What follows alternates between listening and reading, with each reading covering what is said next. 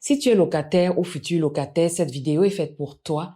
Moi, je te dis aujourd'hui de faire attention aux arnaques, au logement sur Internet. Je sais que c'est très stressant en ce moment de trouver un appartement au Québec avec la crise du logement.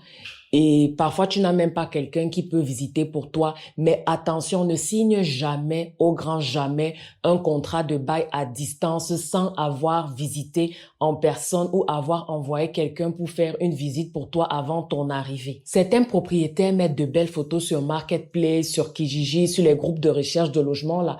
Et puis, tu es attiré par les belles photos. Mais après, tu arrives sur place, tu visites l'appartement, tu te rends compte que c'est des photos qu'il avait prises avant. Donc, il a envoyé de belles photos pour t'attirer tout simplement. Et surtout, n'envoie jamais de l'argent. Je dis bien jamais de l'argent à distance. Et surtout, il ne faut pas que tu envoies ton argent si tu ne sais même pas si le logement existe vraiment. Parce qu'il y a des annonces de logements sur Internet, mais les logements en question n'existent même pas vraiment. N'envoie pas ton argent. Il y a des arnaques où tu payes un logement, un appartement qui n'est même pas loué. Fais attention. Et puis, il faut aussi éviter un autre piège là qui est en lien avec ce qu'on dit souvent tout inclus là. Il faut faire attention, lis bien ton contrat de bail si tout est vraiment inclus et si tout est inclus et meublé, ça doit être spécifiquement écrit dans un contrat de bail parce que tu arrives, moi je connais deux gars comme ça qui sont arrivés, c'est une histoire qu'on m'a rapportée la semaine dernière, ils arrivent comme ça, le propriétaire avait dit que tout était inclus.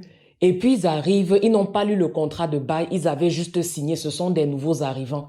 Donc finalement, ils se rendent compte qu'il n'y a que le Wi-Fi qui est inclus et qui a été signé par eux. Ils ont signé sans lire le contrat. Alors qu'à la base, le propriétaire avait dit que ce qui est inclus à distance là, le propriétaire avait dit que ce qui est inclus, c'est le chauffage, l'électricité, l'eau chaude, le Wi-Fi et que c'est meublé.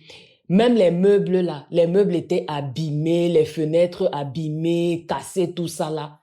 Oh, ne faites rien à distance, visitez toujours en personne. Il faut faire attention. Maintenant, ils se trouvent dans une affaire où ils ont signé un contrat de bail où ce n'est que le Wi-Fi qui est inclus.